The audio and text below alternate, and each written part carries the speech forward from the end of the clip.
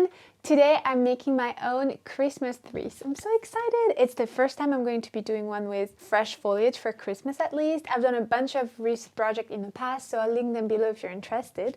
But today it's all about festive foliage. Those are the supplies you're going to need to do this project. I have, of course, my wreath form. This one has a 20 centimeter inner diameter and is about 30 centimeters in total length from side to side. I have my floral wire to tie everything together. I have some moss to cover that wreath form, and then a selection of greens. So I foraged some holly. It's beautiful, very spiky. I foraged those gorgeous rose hips. I think that's going to be a really lovely addition. Some tuya here. I bought those beautiful branches of blue spruce as well. I think this is going to be so striking. And I also found some mistletoe, but it didn't fare so well after I cut it, so I'm not sure I'm going to use that. Oh yeah, and I also have a pair of pruners to cut the branches to size. Let's get started. I'm going to clear the table and wire some moss on this space to make it green, just in case we have some gaps in the foliage. So first I'm going to start by attaching my floral wire to one side of the wreath.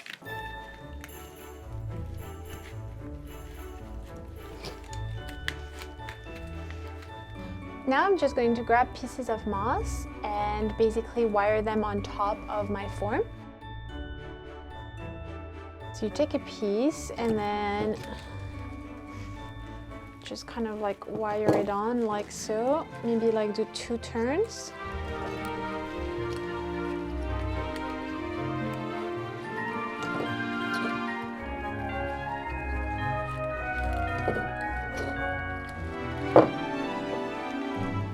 Now I'm just going to repeat that process to cover the entire wreath form.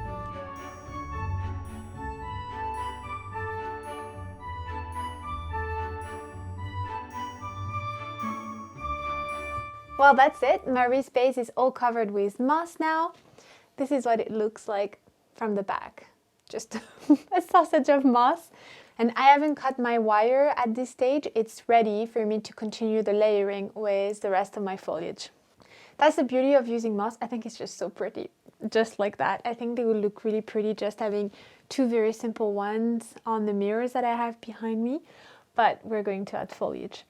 Of course, if you were leaving this on a table where you could see it from like all angles from the sides, just take extra care that we don't see any straw in the middle. I bought at the garden center those beautiful spruce branches. I think it's blue spruce. It's kind of like it has a bluish tinge to it.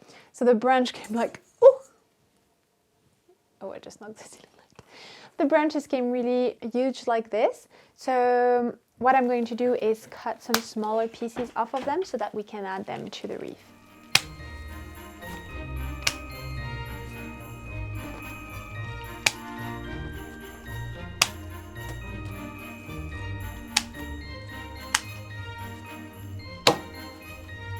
Alright, so now I have my wire on the right hand side of my wreath because I'm right-handed. I need to go quite thick, as you can see here, because now my wreath base is quite thick.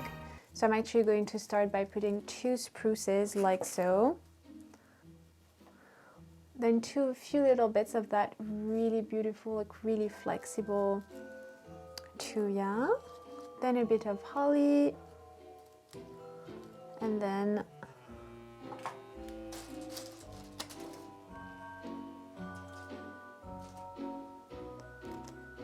some rose hips. Then I'm going to lay it right on top of my wire. It's going to be my first bundle, and I'm just going to wire it around.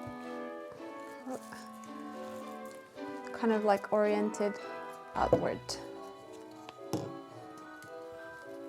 And I'm just going to go around a few times, like when I did the lavender wreath, just in case the greens desiccate a little bit.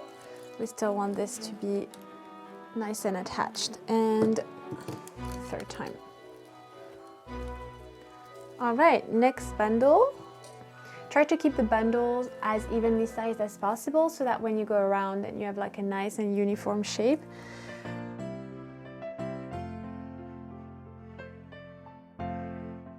The next bundle goes, you can see here, to hide that attachment point of the greens to the wreath, the next bundle will go on top and not perfectly symmetrical, just slightly outward, so we can build a bit of thickness. And then again, wire around 3 times. So it's 1,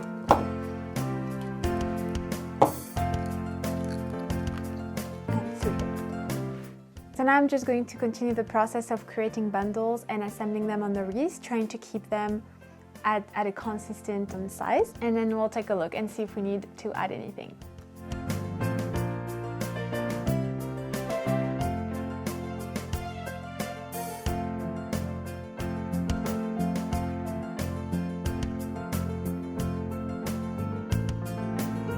Now we reach the top of the wreath again, and you can see here it's needing a little bit more puff, so I'm going to go ahead and wire individual branches for the textures that I want, putting them under like so, and then wiring carefully the wire around everything else so that it's still nice and hidden.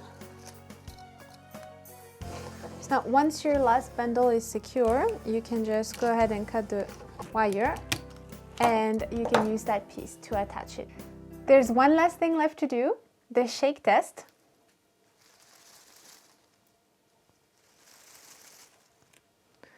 Well, we're losing a bit of moss, but I think this will be sturdy enough for our front door. You can see well.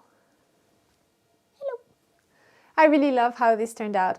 I don't think actually it needs any more things. I had planned for pine cones and cinnamon buns, but I think I really like it just as is, with only natural elements. So because it's made with natural elements, of course, it's not going to last very long. I would say 2 to 3 weeks, and then the greens are going to start decaying. Last year though, I had an artificial wreath.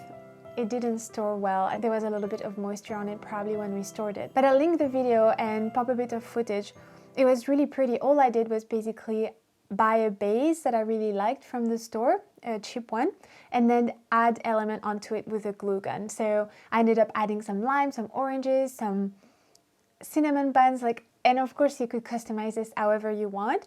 And it was really pretty, and it lasted throughout the season. It was actually my first ever video posted on YouTube. Yeah, I've completed 1 year on YouTube already. So thank you so much for being here, for watching my videos, for subscribing to my channel. I really appreciate it. It's so encouraging. A wreath is not just for Christmas. So I have spring versions, summer versions, fall versions. I'll link all the videos below if you want to see more wreath making. But I think this is my favorite yet. Thanks for watching. I hope you enjoyed this video, and I'll see you next time. Bye! Let's see what the kittens think of it. Release the Kraken!